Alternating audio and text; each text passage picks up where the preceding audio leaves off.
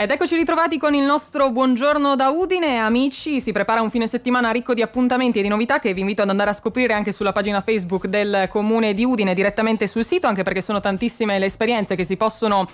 vivere in questo primo fine settimana di febbraio, ma ci sono anche tantissimi aggiornamenti per gli appassionati delle due ruote o per chi semplicemente vuole passare anche alcune ore in sella alla propria bicicletta. Si può infatti muoversi nei dintorni di Udine ma arrivare fino al centro per vivere esperienze veramente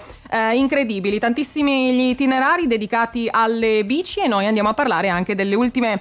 novità anche riguardo all'approvazione del piano regolatore con il vice sindaco Loris Michelini, ospite ai nostri microfoni. Andiamo a sentire di più.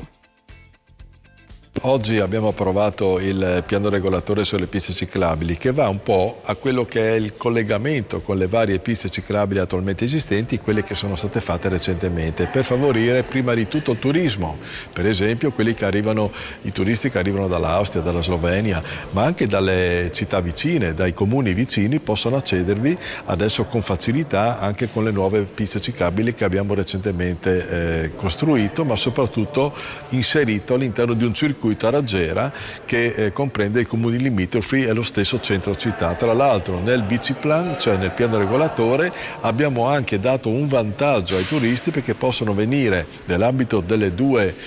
ciclabili regionali, la FVG1, quella che viene giù dall'Austria, da Salisburgo e si collega con Grado, e la FVG4, quella che dalla Slovenia passa e va verso est, la possibilità di accedere direttamente in centro. Questo cosa vuol dire? Vuol dire che anche il centro di Udine, così bello, così vivace, potrà avere i turisti che con le sue